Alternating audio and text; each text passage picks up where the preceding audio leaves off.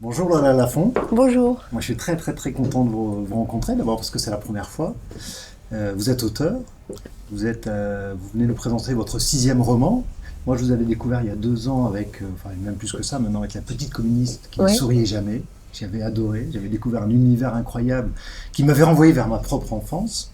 Et là vous revenez avec ce roman très étonnant qui s'appelle Chaviré, qui là aussi met en scène, on va dire, un monde particulier, puisque c'est le monde de la danse, mais une danse un peu particulière, et puis surtout une jeune fille qui a aussi 13 ans et qui s'appelle Cléo. oui. Alors est-ce que vous pouvez nous parler un petit peu de ce personnage qui est Cléo, de ses rêves de jeune fille et de ce qu'elle en a fait adulte, et après on reviendra sur les détails. Oula, c'est beaucoup de questions. Oui. Cléo a 13 ans en 1984 et effectivement, vous avez parlé d'une danse particulière, mais elle n'est pas particulière.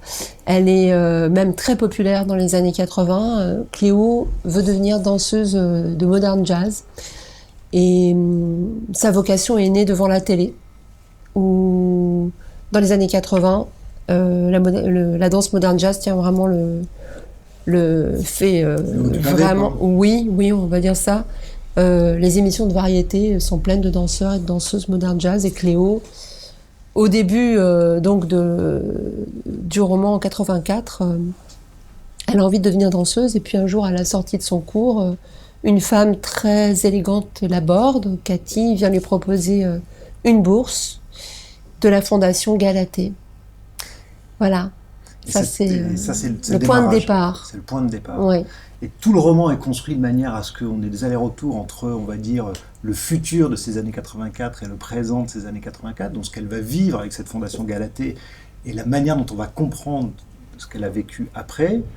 Euh, on comprend très vite que cette fondation est quand même assez particulière. Donc, Oui, oui, oui, il n'y a aucun suspense. Moi, je voulais que tout soit clair dès le début, dans les premiers chapitres, c'est-à-dire que très vite, on comprend que la fondation est factice, parce que pour moi, quand je dis on, c'est bizarre, parce que je l'ai écrit et je me mets avec le lecteur, mais j'avais envie que, euh, on va dire, le lecteur, la lectrice, plus âgée que Cléo, comprend avant Cléo ce qui va se passer. Et on voit Cléo avancer vers l'abîme, en fait. L'abîme, c'est cette fausse fondation, c'est une sorte de réseau pédocriminel qui fait venir des jeunes filles, leur promet des bourses, leur accorde rien du tout, évidemment.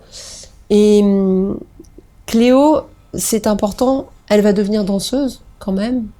Et j'avais vraiment envie de dépeindre le monde de cette danse-là, qui fait partie des 3 niveaux d'invisible pour moi du roman, c'est-à-dire que il y a à la fois cette danse d'invisible qui est une danse de danseuses modestes qui seront jamais célèbres, qui n'auront jamais de nom, jamais de critique, et il y a le milieu dont vient Cléo, qui est une classe intermédiaire, pas des précaires. Ça ne manque pas d'argent chez Cléo, ça manque de dialogue, ça manque d'échange, ça manque de culture. La culture, c'est Champs-Élysées, c'est Drucker. Et puis l'invisible, c'est ce qui se passe. C'est ce qui va arriver à Cléo et pour lequel elle ne trouve pas de mots. Ce qui explique que Cléo, elle ne peut pas se raconter et elle doit être racontée par d'autres. Elle doit être racontée par les gens qui la croisent, qui l'aiment, qui la quittent aussi, qui sur 30 ans, un peu plus même, un peu plus. un Ouais. peu plus. Et parce qu'en fait, il faut se sentir autorisé à se raconter, il faut se sentir autorisé. C'est aussi une question de classe sociale et de genre pour moi. C'est-à-dire que Cléo, elle ne peut pas prendre ça en charge.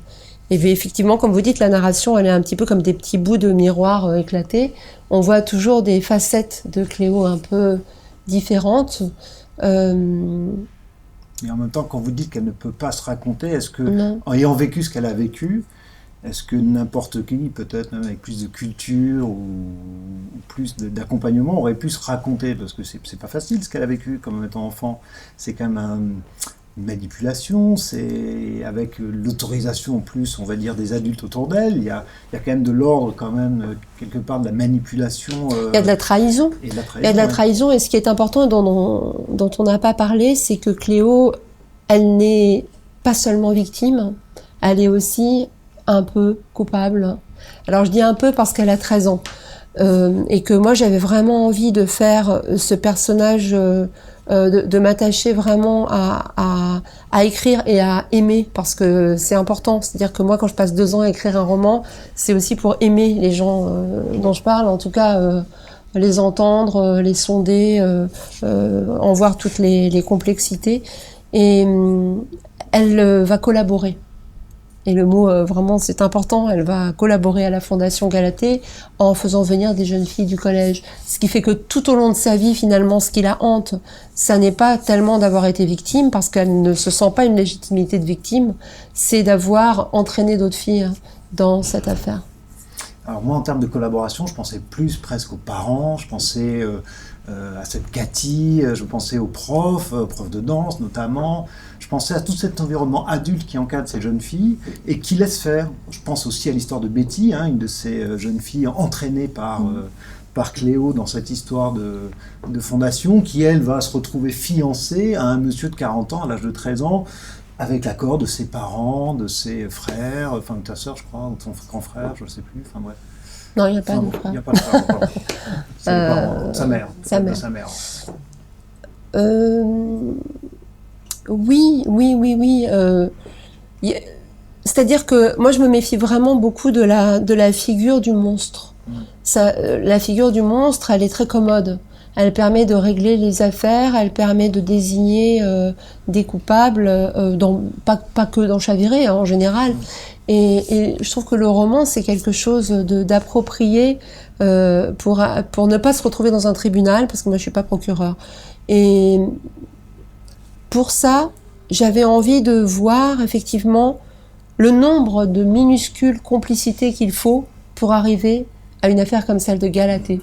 Effectivement, toutes les minuscules complicités et tous les gens qui vont la croiser, qui endossent le récit, un ami de lycée, son habilleuse dans un cabaret, son amoureuse quand elle a 27 ans, tous ces gens l'aiment, mais pourtant aucun ne va l'entendre, parce que Cléo, c'est aussi celle qui dit tout le temps, et c'est une phrase qui est répétée dans le roman, je crois que je voudrais dire quelque chose. Donc elle voudrait dire quelque chose, et finalement, il y a quelque chose de la parole qui ne passe jamais.